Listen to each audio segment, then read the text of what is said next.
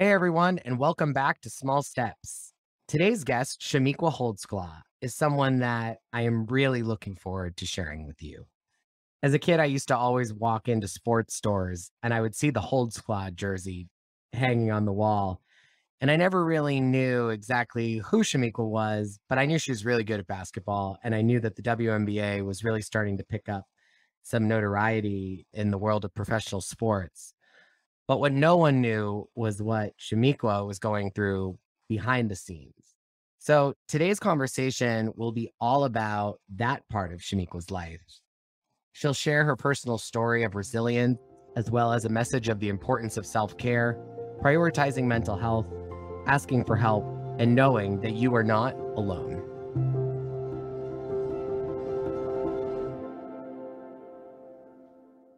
Welcome to Small Steps, Big Change, the podcast where we meet extraordinary people who have used small steps to help create big change.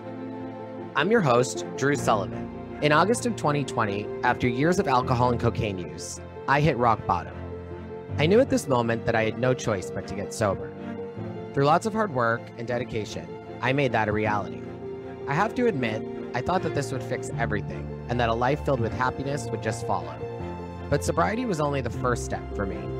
I had to be sober before I was ever going to rebuild my life and recover all that was lost. I kept going, focusing on the next right move, or as I call it, the next small step. I then took the next one, and then the next one, and then the next one.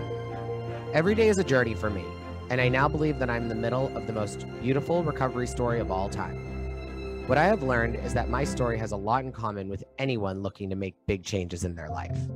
That's why it is time that we work together to make big things happen. Each week on this podcast, I will introduce you to a friend who has used small steps to help create their big change. We are all going through something, and it is my goal that by sharing our stories and bringing vulnerability and empathy to the forefront, we can learn from each other and take the small steps that are needed to create big change.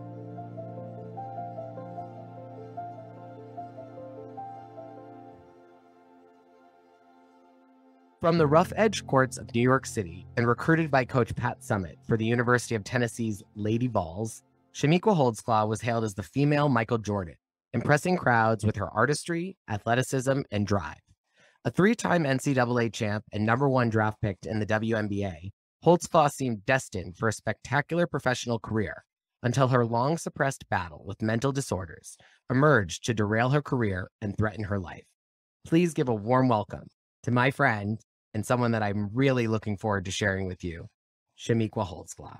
Hi, Shamiqua. How are you, my friend? I'm doing well, Drew. How are you? I'm good. I am happy that it is the fall. I'm happy that it is football season. Two things that have definitely improved my day-to-day mood over the past couple weeks. But I've definitely been really, really good. I actually asked someone the other day, what they might be excited for over the next couple months. We were just talking about some business dealings. And after they shared with me what they were excited for, they flipped the question on me and they said, "What are you excited for?" And I just naturally said back, "Everything."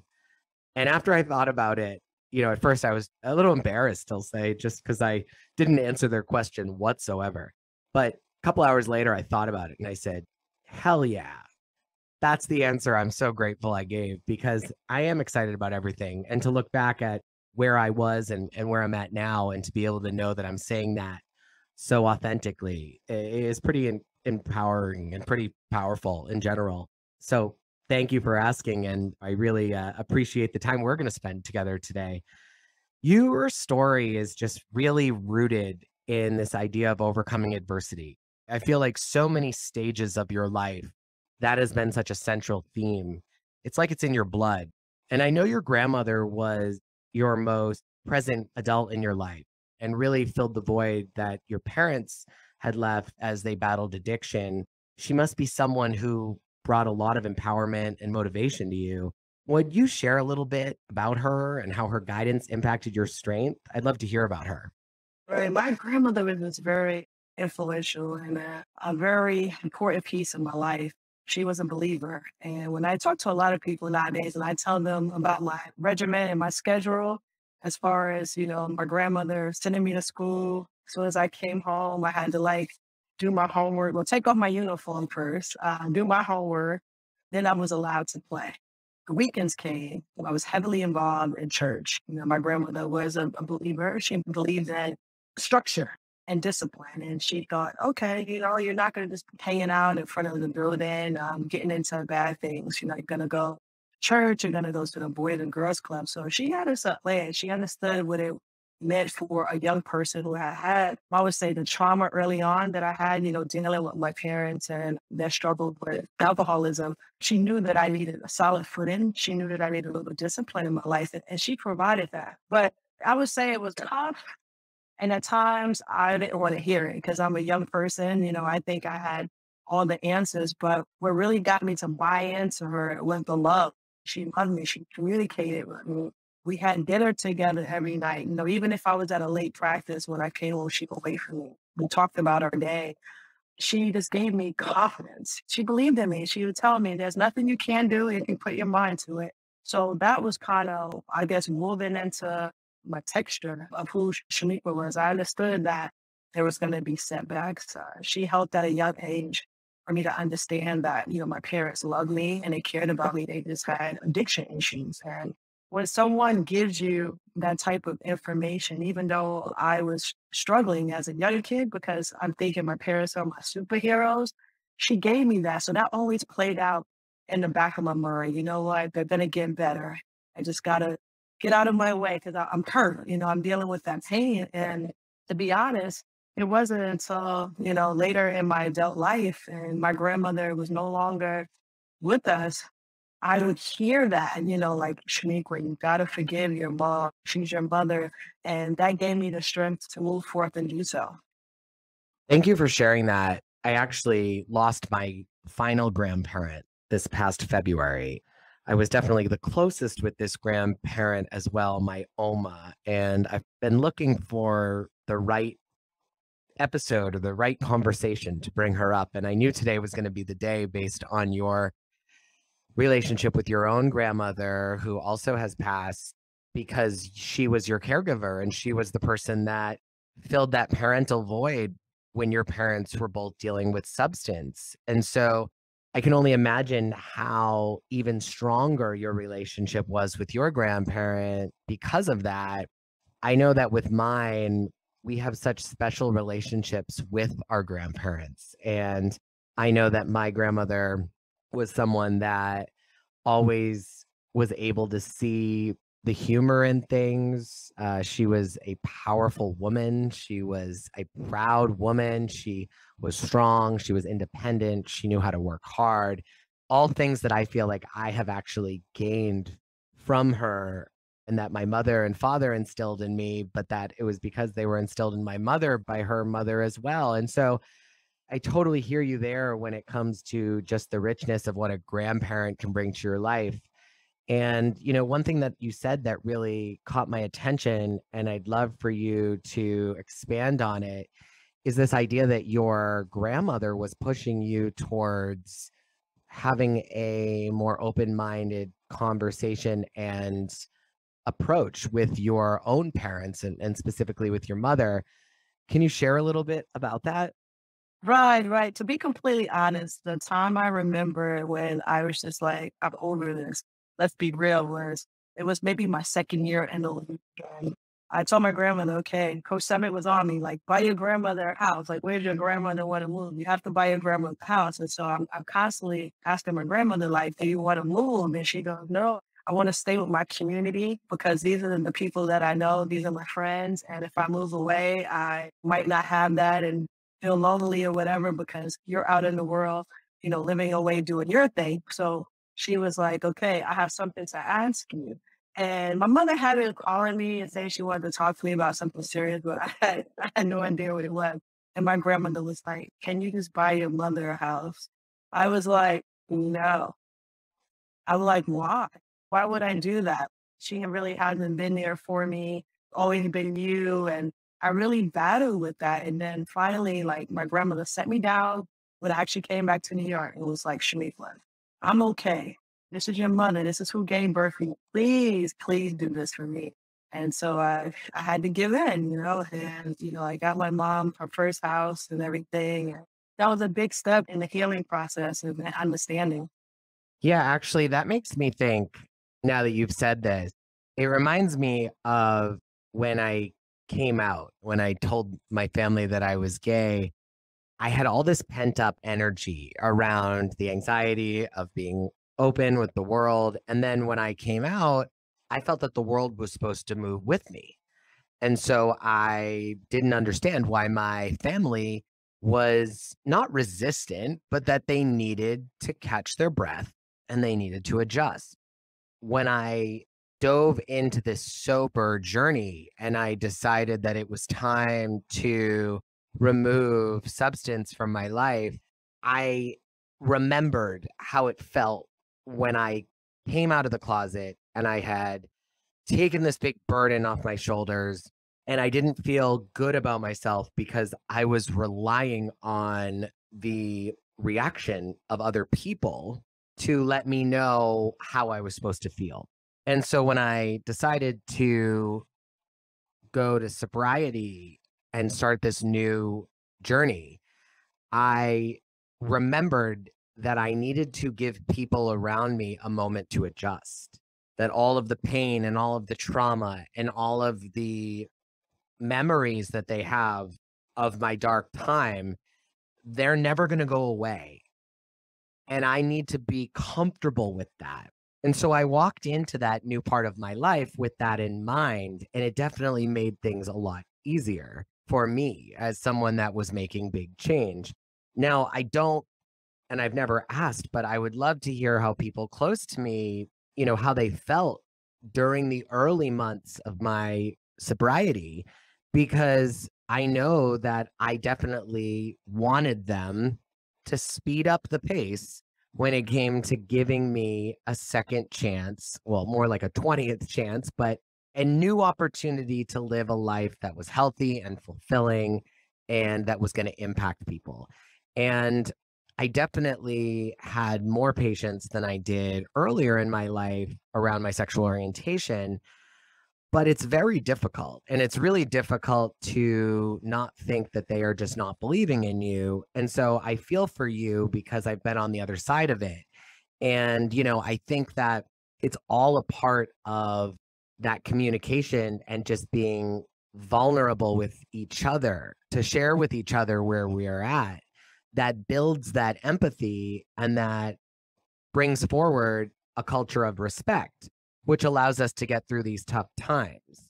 Yeah, and I was, 20, probably 22, 23 years old. And like you said, it's about trust. Having seen my mom in that journey early on in me, having to grow up really fast, there's a lot of trauma.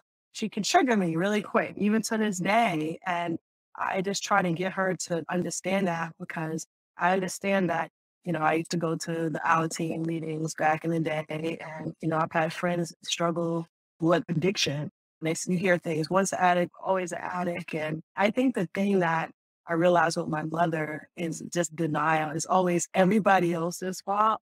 The reason why we went to go live with my grandmother was like my grandmother wanted to take her kids. Of course, my grandmother had to take the kids, or we would have ended up in the system or something, but learn to communicate with her my feelings because it was always me and sort of like being the adult mentally and saying, okay, she calls, oh my God, this happened, this happened. And I'm like, okay, you didn't even ask me like how I'm doing. Like ask me how I'm doing. I have my own struggles and own challenges. Now, me growing up, I'm, 45 years old, having two children of my own, she navigates her life without my stepdad who passed away over a year ago from Alzheimer's and dementia. I know she's struggling, but I can't totally, I know she's been through a lot, but I can't carry all that because I have to make sure my mental is in a good place and I am the best for my children and my wife. Yeah, I always say that it's not something that we learn at a young age when we go on our first airplane ride that we should ever forget about. You need to put your own oxygen mask on first Right. before you can help others. And it's like we all laughed about it. I feel like when I was a kid, I was like, that doesn't make sense. And as an adult, I'm like, oh, yeah, this makes the most amount of sense, period. Not only when the plane is going down and about to crash, But when I wake up in the morning and I need to get my coffee and when I need to go for a walk, like I'm going to put my oxygen mask on first then too. It doesn't have to be an emergency. So you played college ball at, I like to say, the former women's basketball capital of the world.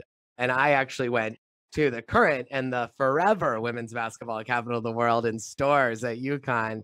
And I was there actually after Coach Summit retired. So I didn't have the opportunity to see her coach against Gino. But I did get to spend a lot of time around Gino when I was on campus and the women's team. And I still have, a few really close friends that were part of the team, whether, staff or management or some of the players. And I worked closely with Coach Oriema's wife, Kathy Oriema, on their efforts for the V Foundation. And I feel like I was cheated with good UConn, Tennessee memories, just because I feel like now I don't know if it'll ever be the same. There's probably a lot of reasons. There are things you don't, that you probably know that I don't even know, just about Gino and Pat's relationship. But do you have a favorite Tennessee UConn memory? Man, you know what? It was just the whole show, that they put together behind it, the back and forth, the banter, the trash talk. Because at the end of the day, those are two coaches that respect each other, And if you look at it now, a lot of the players are friends and, we've had a lot of respect for each other's program. But once we stepped on that court, it was this great showmanship, just get out there. We want to kick you guys' butts. We're going to leave it out there. And I always say, I had my time. Lobo had her time. That's when it first all started. I had my time. And Taurasi and Bird had theirs. And it was Candace Parker. And hasn't been back to Tennessee side in a while. It's great. Like I said, I have a lot of respect for Gino, especially, if you look at it, I won't say I won't really look at it current times right now because it's totally different with the NIL, but this is why both coaches are great. A group of young women that have so much talent and bring them together to compete at such a high level and to want to do it together, that's a great feat right there. Because if you look at it, most kids, I remember when I was coming up, everybody wants to be the woman or the man, right? And I was like, man, I want to go to Tennessee. I want to play with the best, So those are a lot of the kids that had that mentality. Those are the ones that went to the Tennessee and the UConn. Yeah, and I was privileged, I feel like, to spend time with a number of really incredible athletes at UConn and on the women's side, especially, and Maya Moore, who I've mentioned to you, and just, her own journey around what she's chosen to do with her life. And Renee Montgomery was a senior when I was a freshman, and what Renee's done with her life. And so there's, Right. I think that women's sport in general, equal pay. And I think that there's so much richness around any experience with women that are at that level and what they're going through. And just the idea to know that they're in college, they've worked just as hard as the men's team to get here. They practice just as hard as the men's team's practices. They go to the same college, they go to the same classes, most likely doing better than most of them anyway in their classes. Right. When I was at UConn, it was quiet all the time, I feel like, around women's basketball because our men's team was good then. And so I wonder for you, like, Tennessee men, I guess they've been okay in the past 10 years, 15 years, but when you were there, they weren't at that level, were they? Or right. No? Right. They weren't. It was like at the end of my college career, I think they had like a great run and made it to the tournament and stuff. But you're still talking about men's basketball. So when people think about that, they're going to pack the stands because of the dunks. That's what they want to see, the athleticism. And so, yes, they were able to get a lot of support as they traveled around the country. And sometimes, a lot of fans for not so great games. But I remember this one time when you talk about gender equity. I remember the men. One summer they got this new locker room and it was redone and it was we're walking through and those are our brothers. We're like, wow, this is like so cool, like amazing. And we're telling Coach Summit, she said, what? She said, oh, we hang the banners. We're getting us done. The next year we came back, we had a new locker room. Everything turned out to a higher level than the men. And so that's the mindset. That this is the woman that was leading us. It's like, you know what? You have to use your mouth. You know what I'm saying? She goes, you have to speak up for yourself, but also you have to just do the work. If you're doing the work, you know what I'm saying? And you can back it up, then you could talk a little bit more. Thank you for sharing that. As I said, I definitely believe that it would have been really special to watch both Gino and Coach Summit go up against each other when I was at UConn and with some of the players that I got to watch.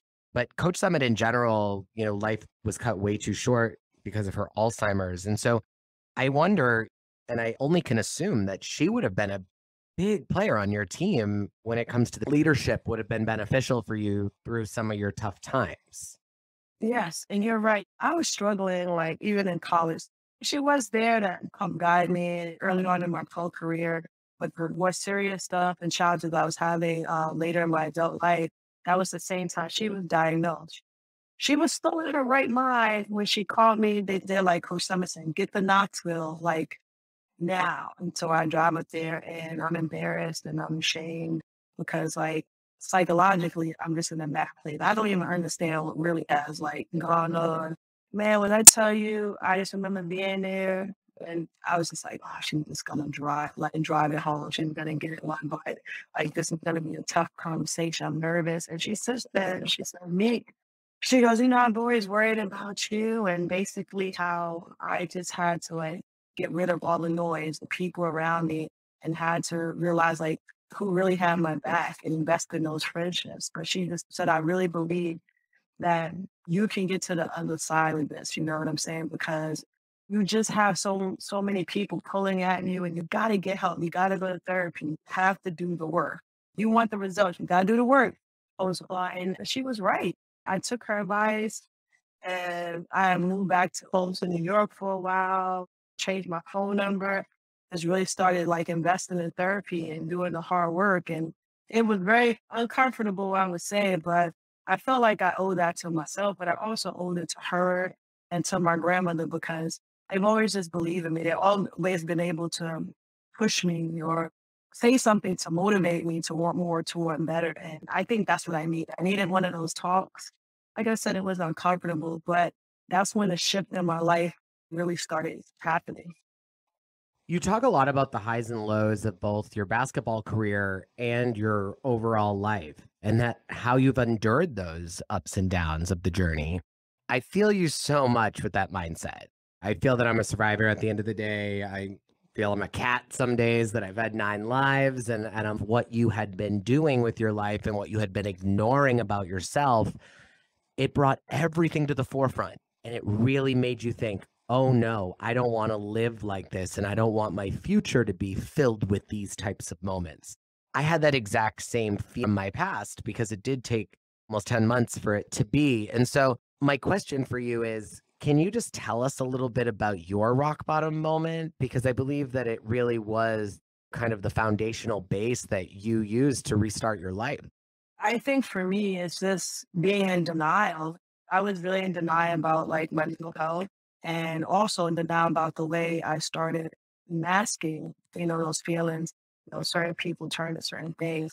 I was never like a big drinker or whatever, but I found myself like wanting to party. I wanted to have just people around me so that I could quiet the noise, conversations that were happening I had in the past, and just making bad decisions. And I would go on off of medication that you've had in your system life. And it was very, very scary. Like I'm a person, I like to be in control, I was like, I'm pretty aware. Like I could go out, socialize and party with my friends. And I would always tell you, I'm the one that is still like, it's the New York in me. I know all the exits. I didn't case the joint. I'm aware.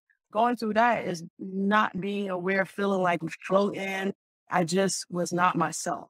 And I had a situation with an ex and I actually fired a weapon through the back of the truck or whatever, pointing through the door. And scary part of it, thank God everyone's okay. But it hit me when the attorney said from the other side, told my attorney, what if that bullet, even though she didn't point the gun at anybody, whatever, what if that bullet would have went and hit someone? My life could have changed drastically. It already for Atlanta. And he's just like, this is a situation. We just have to wait it out. Had to go through all my records because I had been in treatment and therapy for years. So going through that so they could have like an idea. Because, they're like a lot of people may say that they have mental health situations and you don't know if it's true or not. But I had a history and they got all the records and stuff and, went through everything. And it was so scary. I'm just glad everybody's okay. when I faced that, I was like, I have to like get help. And this is gonna be hard. Like I said, it's gonna be uncomfortable. So I had to learn to lean on people. I always thought, I gotta do this myself. And when it got uncomfortable, I would hop on the plane, I would run. I felt a couple of times people were coming for interventions, because it was like my mood was like all over the place. I could be like sad, happy, life of the party. Don't nobody talk to me in like hours. So, teammates and stuff would recognize, hey, they would call me civil. Like, you got so many different personalities and things of that sort. But I'm glad that, I started doing the work. And the interesting thing about the therapy I was doing while I was, involved in a court case, and they had like a lot of charges. Like, I can't remember all of them, but it was like up to 30 years. You hear that? I've never been in any trouble. I'm like, oh my God, 30 years. I'm like scared for my life. And I'm going to therapy. And it was the first time I had a therapist that worked with the doctor, with my psychiatrist. So this was the first time in my life when they were like buddies, like working with it. And she goes, I talked to your psychiatrist. I think you struggle with bipolar disorder. She goes, I notice how you come, you're on the edge of your seat, and you're just laying loose, and calming down from the repetitive speech, like you're all over the place. And she goes, so I told the psychiatrist this news and he wants to put you on new medication. And then I'm like, oh my God, here we go again. Cause like, I think about all the medications over my life I've tried, and it's like, okay, you have anxiety, you have clinical depression. Now it's like, I have bipolar disorder. Let me tell you though, I listen and I have bought into it. So I started taking the medicine probably like 2 to 3 months later. My therapist is like, do you feel anything different? And she goes, you notice how you come in here now? You sit back. It's just a very relaxed conversation. She's like, the medication is really working for you. And I was like, oh my God, I'm sort of think. I'm like, you're right. I've said it feels like in my brain that it's like when I want to go high, it's like, it's only so high I can go. It was just like I would just mellow back out. I think, she explained that's what a mood stabilizer does to you. She blessed me with understanding, right? Because a lot of times medication didn't make me feel good or I would just stop taking it. And she taught me, if you feel like it's not working with your body, our chemistries are all different. The doctor can tell you to take something and it's not working. Learn to communicate. You know what I'm saying? Because she was like, they're only human. Learn to communicate because they can always make adjustments. Secondly, I had to learn like choose your therapist. I always say it's like you're choosing your partner, your boyfriend, your girl, whatever. You have to really figure out what works for you. And if it doesn't, if your insurance or something gives you one or you go to somebody, don't think you have to stay there. If it's not serving you, you walk away because I know a lot of like Black men, they struggle when the therapist doesn't like identify with them or as myself being a queer woman, I was like, oh, I'm starting to talk about stuff. I'm like, oh, these people don't understand this, but somehow like I didn't even know my therapist was queer. I had no idea. She was like a white woman, but we connected. And you would have looked at us and be like, how are these people connecting? And she changed my life. So I'm very thankful for her and, just teaching me and giving me another skill set because I had to learn how to like cope and to be okay because people, you gotta understand, like you have friends or associates, they're used to you operating one way, right? People get really comfortable with the way you operate. And when you start to evolve and change and grow, it's like, oh my God, it makes them uncomfortable. You know what I'm saying? And I had to learn to be okay with that. I had to learn like who really has my back. Because when you go through shit, oh my God, when you go through, you find out who your real friends are because a couple people that took the first flight out, they was like, I'm gone. You know what I do? I put them on the plane. I'll book their ticket and I'll say, get out. I really have little patience these days for people that don't see the bigger picture for me. I lost a friend early on in my sobriety. She just couldn't keep up. And she is one of the most broken people that I know. And it makes a lot of sense. It's because she needs her own help. She needs her own journey. She needs her own self-discovery. That's something that I can't provide. And it took me a long time to realize that. So what I started to do was, I tiered my friends and I said, okay, I'm going to have this friend in my life for this reason. Because you and I have something similar through our journeys. And that's this idea that we both had legal situations that were ongoing while we were rebuilding our lives. And that can be really scary because if the legal situation doesn't go in the right direction, it can get to a place for yourself where you will forget a lot of the growth that you've made in the part that caused everything. Really important to always remember where you came from. I always say it's the most important thing is to know who you are. Never let it leave me. Since I heard her say it, is that, we need to know about our past to be able to navigate our future. And I really believe that my tribe and the community that I'm in is what fuels that. So I really have let go of the people that are not ready to do during my sobriety around who I wanted in my life and who I didn't want in my life. And I think that that's because of the stigma around addiction. And so I don't even think I was being fully upfront with those around me for them to even understand what kind of friends I wanted in my life and what kind of, conversations and interactions and just same issue. And now I don't pay much attention to it or much mind to it at all. And I could really care less what people say about me at this point because I know that my feet are planted solidly on the ground and I know that I am on the right track for me. And so I don't really allow people around me that don't understand that because we're just not going to have much that we agree upon and we're not going to have much to talk about. But not everyone has that mindset. And I may very well not have it tomorrow, and neither could you. So we always have to be humble around that and thankful that we have what we have. My question is, how do you combat stigma? And for us both, how can we help others to eradicate it permanently and to really build a more healthy and loving and welcoming, empathetic world? I think, just changing the conversation and sharing stories. A lot of people that bad these days, but when you put a face with it and you can hear a voice, especially with the social media age, I mean, we have so many heroes of mental health, I would say, from athletes to entertainers, we're just having that discussion. So that creates a shift. And believe me, the young kids, they're the change agent. They got skin in there. They way ahead of where my generation was because they're okay with talking about their feelings. And so I definitely see a change in the last 10 to 15 years. And for myself, just being able to share my story because I'm pretty like quiet. And I learned to protect the things that like matter. They saw a lot of tears, a lot of crying, a lot of pain. And, they kind of navigated this with me. So now when I have the opportunity to pour in to other people to help them through, help them fight the stigma, I just really feel like at peace. I feel like I'm coaching in a sense. I'll say coaching because people are like, why don't you coach? So I said, I'm coaching the game of life. Seriously, like something happened, something painful, it created a shift in my walk. And I just want to help other people, especially these young kids. You mentioned earlier, you said you were just like making these mistakes or whatever. So I always tell them it's like a puddle right there. I can give you this free game, help you jump over it. And, still someone is going to jump in for a puddle down the hole, whatever. But here's this free game. And that's how we all get better as a nation, is just sharing each other's journeys because again, we work together and I didn't know your journey, right? And my wife came home and she shared it with me. I was like, wow, this is powerful. And honestly, I thought about you when I was navigating some stuff with my mother. So it's again, like there's so much information. There's so many amazing people that are really day in, day out and just working to be better, to be kinder. And so that's how I look at it.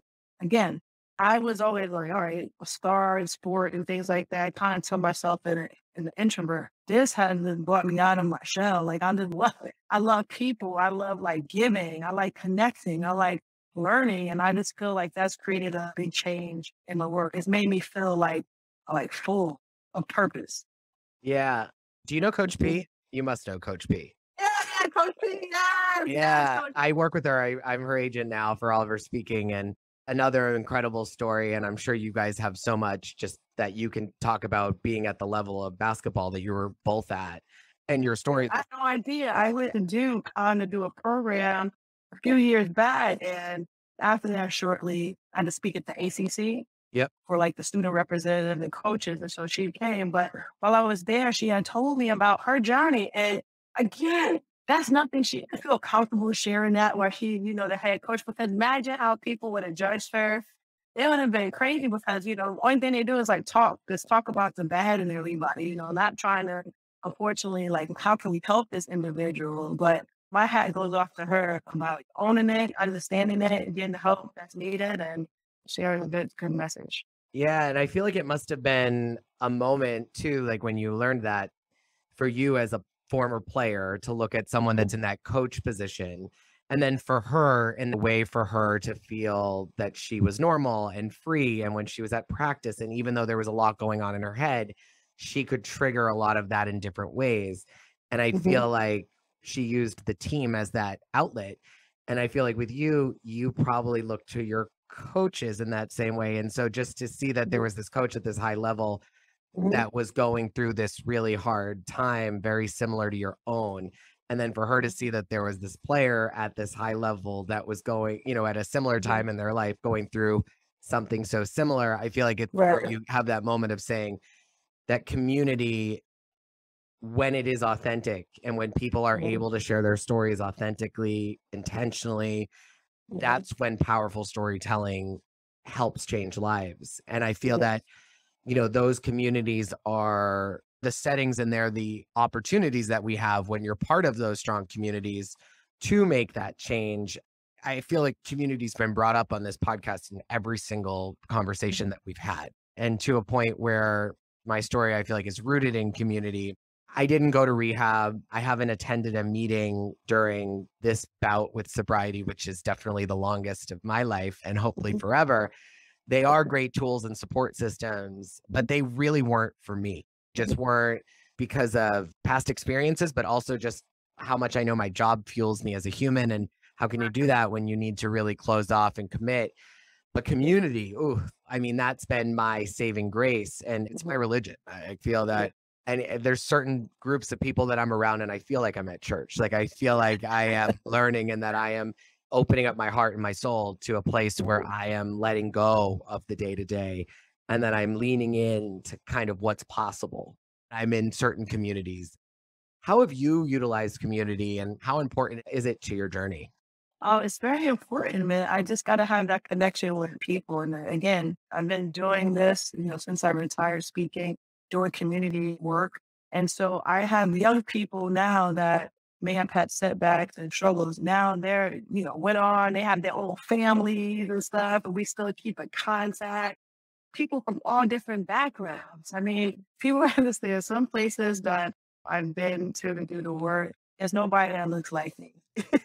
And I go in there and the people are just so grateful. We connect and you make a lifetime friendship. So that's what it's all about, educating each other. I went to a tail once where the kids have like a high rate of like DUI, alcoholism. It's not a bowling alley, it's not a skating rink. Just understanding how the other side of America, and this America lives. A lot of people just don't have like resources and outlets. And so it's just being able to, see people. That's why volunteer is like so important also. Just going in different communities and just talking and getting to know people and making connections. So I would say that's very important. And just love it and kindness. I'm always talking to people about kindness. Just ask somebody, hey, how are you doing? And I go around to like some corporate offices, visit friends, sometimes like speaking during programs, but just seeing how these offices are set up, people can really go to work and not communicate with each other. Right? And then you hear stuff, oh, he gets on my nerves or she gets on my nerves. And I'm like, have you ever asked that person, how's their family? Is everything okay? Because, sometimes people are carrying so much shit on their shoulders, but we just like, everybody's caught up in their world. So we just gotta be able to like touch somebody on the shoulder, ask them like, okay, I'm learning as I go. And you young kids, the younger generation, they keep me inspired and keep me fresh, keep me young. I want to talk a little bit about self care. I feel that as an athlete growing up and through your professional career, self care was probably taking an off day, not hitting the weight room, not having practice. I can't imagine that self care was digging deep inside your soul and trying to find what helps you stay fueled. And I think that that's a big problem with sport in general when it comes to mental health. So, my question is at this point in your life, how do you take care of yourself? What's your self care regimen? I didn't know how to ask because I thought if I spoke about like my mental health issues that I would be judged. The stigma was real, that people would think I was mentally weak. How could I be a captain? How could I be a leader? So definitely stigma was operating a full tilt on this head and try to keep it a secret because I didn't want people to think that I was less than or I had problems and issues. Yeah, well, what you resist persists. So, you thought so, but the life had a different plan. The Yeah. final part of the podcast, it's one of my favorite parts. It's the takeaway 10. It's 10 questions that I ask Okay. every guest the same 10 questions. Okay. So let's get started. What always makes you laugh? I like comedy. So I'm gonna say any type of skits, Saturday Night Live, I think is funny. If you could ask one person one question, who would it be and what would you ask? Oh, one person, one question. I would love to ask my grandmother if she was proud of me. I know she is, but I would just love to ask her that because I would always ask her questions like that. What advice do you have for young people entering the world or the workplace? I would say be patient, grasshopper. I think now a lot of young people, it's just a lot of stress, fast pace. They want it, immediate response. They don't know how to fail. Life is going to have its setbacks, but like we were saying, the setback is a setup for something greater. And you just got to learn to work through some things. Everything's not going to be at your fingertips. How should we measure our lives? In years, moments, accomplishments, something else? I think it's how you impact others. I think that's how you should measure it. I try to look at it like that, like all the people that I've touched, being able to bring joy, understanding, and reason to their lives. So I think that's important. It's what you do for others. Name one thing about yourself that you will never change. I am a collector of things, and I don't think that's ever going to change. And when I say things, I like to collect shoes. And I went through for a long time. I used to collect cards as a kid, like sports cards, and I haven't done it in years. And then my grandfather, who passed, I got like his collection. Then I found myself now just wanting to start collecting stuff again. So I just like, I don't know, I like having collections of things, let's say. I don't think that's going to change. My partner has 188 Madame Alexander dolls. So listen, I was the beanie. What's the beanie baby? I had the little beanie baby. I was like, I gotta get rid of this stuff. This is too much. Yeah, I mean, it's a lot. If you could, would you really want to live a life that is free from challenges or obstacles? No, I think that adds character, adds layered and texture to you as a human being. So no, I don't. I wouldn't want to do that. That would be kind of boring. Like sometimes you need that kickback. Jay-Z said you hit the ground. Sometimes you got to bounce up like a round ball. When you have that spring, that excitement conquers. So no, yeah, we got to have those setbacks and challenges. Which three people, past or present, would you invite to a dinner party? Oh my God, 3 people to a dinner party. All right, outside of like family or people that I've come in contact with. Oh my God, this is you put people on the spot. 3 people. It's like you got to think about all orbits. I must say like Dalai Lama. I chased them down one time in Washington D.C. Airport. I'm gonna say probably like Oprah because I find that story to be fascinating. And then I'm gonna have to go with like my favorite athlete of all time. I'm gonna have to say it's my other favorite athlete. Michael Jordan was my person, but my generation, the GOAT is Kobe Bryant, and he's no longer with us. So I would want to sit with Kobe. I love that. How do you define a community? Man, community is like people who come together, like-minded connection. Some people like-minded connection. People that choose to be together to problem solve. People that want to unify. People that are respectful. And when you have a community, you have to be respectful of people's differences or whatever, but want to work together. So all that is community to me. All that like jambalaya, when you have all that different stuff together, mixing and it creates something great and flavorful. Have you ever looked in the mirror and not recognized the person staring back? Oh, hell yeah. And it's an eerie feeling, sad thing.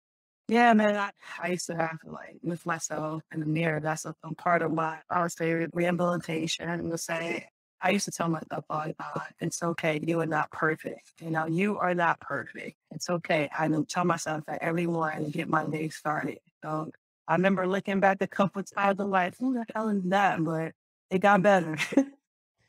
What are you grateful for in this moment? right now, I'm grateful for this conversation because I learned something about you. And every time, you ask me this question, it makes me open up a little bit more and have a little bit more understanding for myself and for others. I'm grateful for my family because I know it has not been like an easy road. And no matter what I'm going through, they would just rock with me and support me. So for that, I'm very grateful.